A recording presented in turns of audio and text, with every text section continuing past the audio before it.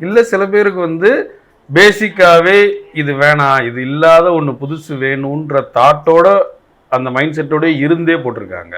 புதுசா ஓட்டருக்குள்ள என்ட்ரி ஆயிருக்க நிறைய பேர் கண்டிப்பா இவருக்கு தான் நான் போட்டாவேன்ற முடிவோட இருந்தே போட்டிருக்காங்க. ஆமா. அப்போ நீங்க வந்து ஆல்ரெடி இது வரைக்கும் ஒரு கட்சிக்கு போய்கிட்டு இருந்த ஓட்லே டேமேஜ் விழுந்திருக்கு நிறையா. அவங்களே நான் ஒருவேளை இதுக்கு மாத்தி போடுறேன்னு சொல்லி போட்டிருக்காங்க.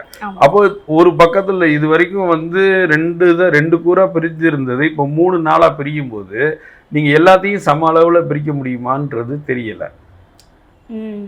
ஒரு தட்டு நிறைய சோறு இருக்கு, அந்த சோறை வந்து 2ஆ பிரிக்கணும்னா ஈஸியா பிரிச்சிடலாம். இதை 3ஆ பிரிக்கணும்னா நீங்க வந்து எல்லா பக்கத்துல இருந்து எல்லாத்தையும் எடுத்து தான் தனித்தனியா தான் பிரிக்க முடியும். அப்போ இதுல வந்து யாருக்கு லாபம், யாருக்கு சாதகம், யார்கிட்ட இருந்து யார் பிரிப்பா, இவர் பிரிக்கிறதுனால இவர் வந்துருவாரா, இல்லை இவங்க 2 பேரும் அடிச்சுக்கிறதுனால அவர் வந்துருவாரான்ற கால்குலேஷன் இந்த எலெக்ஷனுக்குள்ள ஒர்க் அவுட் ஆகாது.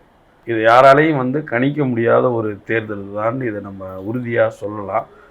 அப்படி வந்து இந்த தேர்தலை கணிக்க முடியாததுக்கு நிறைய காரணங்கள் வந்து உள்ளே இருக்கு.